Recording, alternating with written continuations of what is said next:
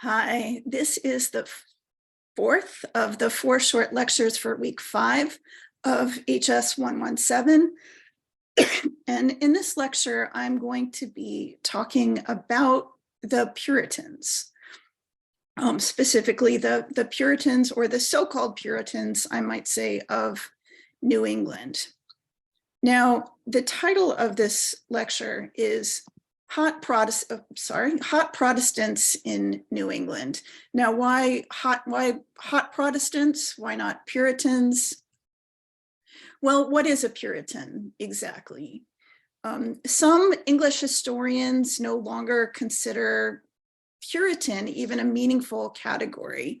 The characters of the English Reformation just can't be neatly divided into two major parties that you might call Anglicans and Puritans. The divisions were much more complicated than that. But then the historian of American religion is left wondering, well, then what does that mean? If Puritan is not a meaningful category, then who the heck came to New England? In 1581, the English writer Percival Wilburn wrote, "The hotter sort of Protestants are called Puritans." And some recent historians, some current historians, have adopted this terminology of hot Protestants, certainly to talk about Puritans in England, and sometimes even to talk about the same people in New England. Hot Protestants were English Protestants seeking a more complete reformation of the Church of England, and they valued a variety of things in varying degrees. Elimination of elaborate church decorations, rituals, iconography, vestments. They might object to kneeling for communion. Sometimes a Presbyterian polity, sometimes more of a congregational polity. They valued preaching and study, and they had a deep theological commitment to the idea of the sovereignty of God, and kind of a theological allergy to any doctrine that might compromise that sense of sovereignty. So please pardon my please pardon this 7th grade humor. I don't know who did that. We will continue. So unlike the other colonists, the ones who led the early colonization of New England were primarily driven by religious motivations. And here I say the ones who led the early colonization. Not every individual migrant, but as a whole, the leadership of the migration, the character of the migration was more religious in nature.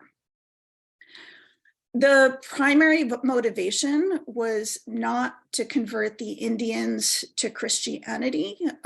You know that was a major motivation of the Catholic orders. That was not a central motivation of the hot Protestants or the Puritans. Their motivation was also not religious freedom in the way we understand it today. Their goal in coming to New England was to establish a truly reformed, truly godly church and government, which they believed for various reasons was no longer possible in England. The first group of settlers, the Pilgrims, were not Puritans even by a general, even by common definitions of that word. They were separatists who had come out from the Church of England and did not recognize the Church of England as a true church. So why, if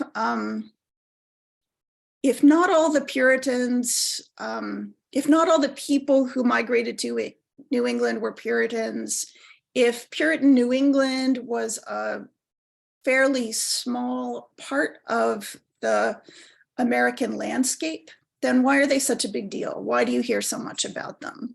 One reason, as I mentioned earlier, is that their story became a sort of foundational unifying myth for the United States in the decades after the Civil War. Some other reasons, you hear a great deal about them. Their intellectual and theological significance is huge, out of proportion to the geography or the part of the population even that they represent. There's another reason is that when historians are writing history, for many years, the history of Christianity in the United States emphasized the history of ideas and institutions rather than, say, the history of culture and everyday life. So that emphasis on ideas and institutions tends to privilege New England as a site of history because New England was replete with ideas and replete with institutions. And a final reason is that some key sources from New England became important at later points in history. For example, again, if you grew up in the United States, you probably know the image, the expression of a city on a hill from John Winthrop's sermon, A Model of Christian Charity. And that image, that phrase, has been repurposed as a kind of a motto of American exceptionalism, although that is not how John Winthrop meant it at the time.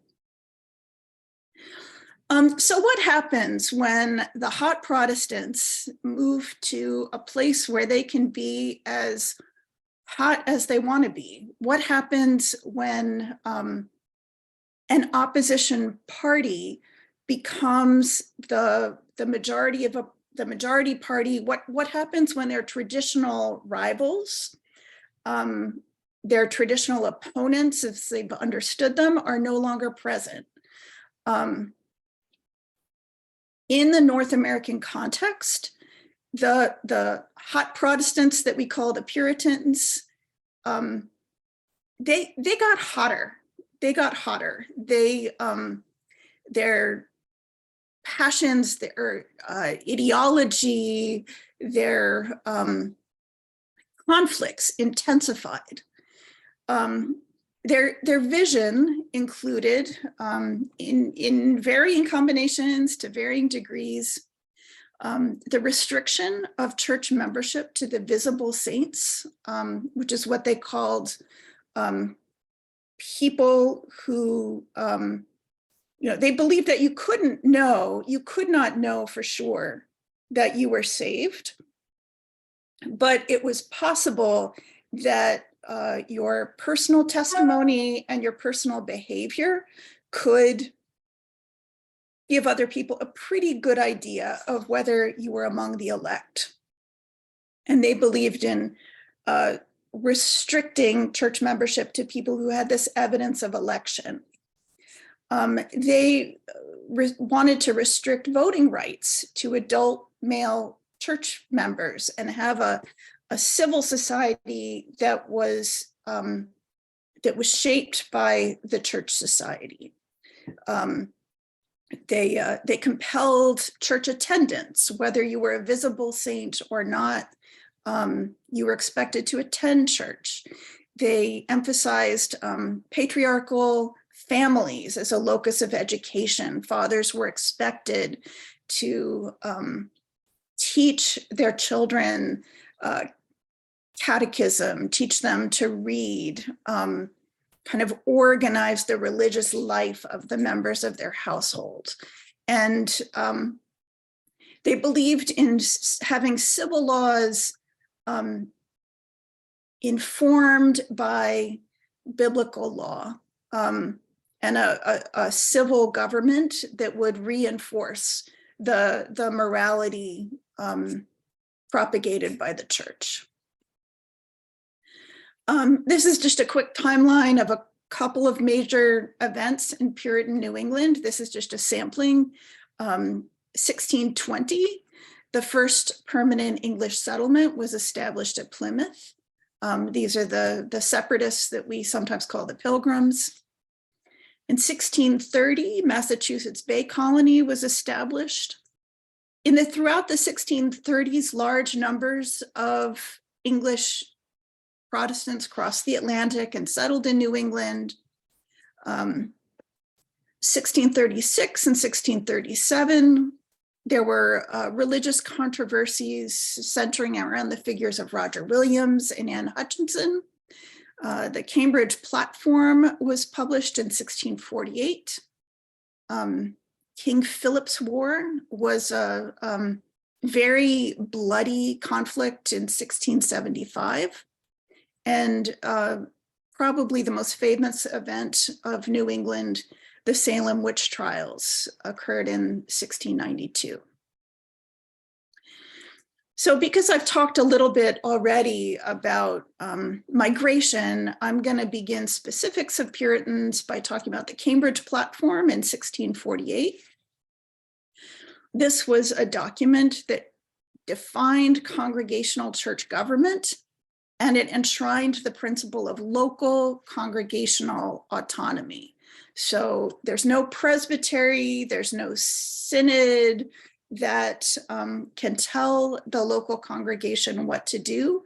The congregation itself is the entity with which God has a covenant, and it is the entity that has the authority to make decisions. Theologically, the Cambridge Platform incorporated the Westminster Confession, and it called on the civil authorities to enforce matters of doctrine. And that local congregational autonomy principle, it would cause some challenges for Puritans down the road. Roger Williams was an extreme separatist who denounced English parish churches. He also denounced the idea of a Christian state or the use of any kind of coercive power in Christianity. He considered Massachusetts Royal Charter blasphemous. This was upsetting to the mainstream of Massachusetts Puritans, but as you know, they believed in congregational autonomy, and this caused, this is before the Cambridge Platform, but that principle of congregational autonomy was already there. And so a congregation could do what it wanted, even if a minister that they called was very controversial in the wider society. So he was ultimately found guilty of contempt and banished by the Massachusetts General Court, and he resettled in Rhode Island, which became a place of an early place of what we now think of as religious freedom. Anne Hutchinson emigrated to New England in 1634, and she quickly developed a reputation as a healer, a midwife, and a spiritual leader, and she led house meetings. She denied the doctrine of the resurrection of the body. She argued that most of the ministers in New England were not preaching correctly, and some scholars have connected her theology with the English movement known as familism. She claimed to have received direct revelation from God. She was tried for slander in 1637 and ordered to leave the colony. She was tried for heresy and excommunicated by her congregation in 1638. And like Roger Williams, Anne Hutchinson resettled in Rhode Island. One of the most important events, and yet somehow one that is least well remembered, least present in the sort of American popular memory, is the conflict known as King Philip's War in the middle of the 1670s. As you can imagine, as English settlers encroached on land that Indigenous people had used and claimed, conflicts and tensions developed. And a figure called Metacom, or the English called him King Philip, sought to drive the English out after Plymouth Colony executed 3 Indigenous men for murdering a Christianized Indian. This war came to encompass all of New England, and it was very bloody. Up to 5% of the English population and up to 40% of the Indigenous population died in King Philip's War. Indigenous survivors of the war were enslaved and sent abroad, some to Europe, some to the Caribbean. Some estimates around 1,000 people shipped off from New England into slavery. And this was a moment when English settlers began to kind of reimagine themselves as the Israelites and the Indigenous people as the Canaanites that they were commanded to destroy. I want to say a word about the Salem witch trials, which are, I think, one of the things that's most famously remembered about the religious life of New England in the 17th century.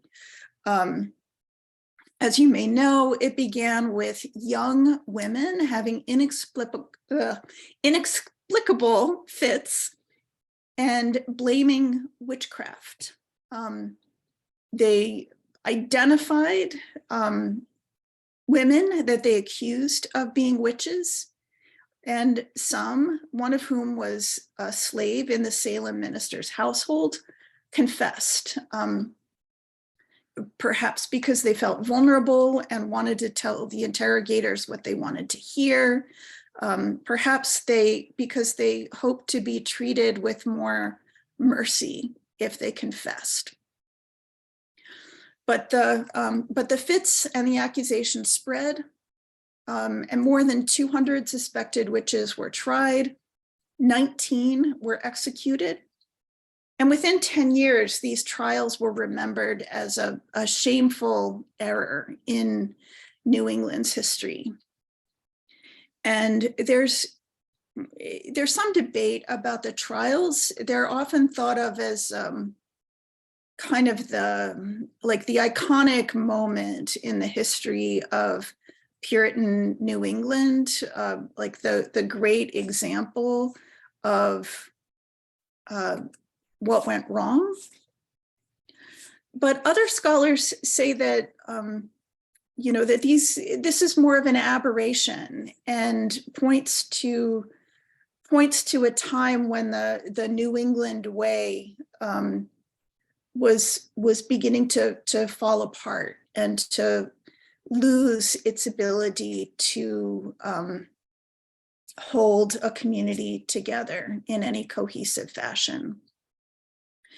And I just want to leave you with this quotation from Catherine Gin Lum from her book, Heathen, Religion and Race in American History. She writes, English colonizers crossed the Atlantic to vanquish the conjoined twins of Catholicism and heathenism. North American English identity was forged in triangulation between themselves, Native people, and Catholic colonizers. Thank you, and I look forward to talking with you soon.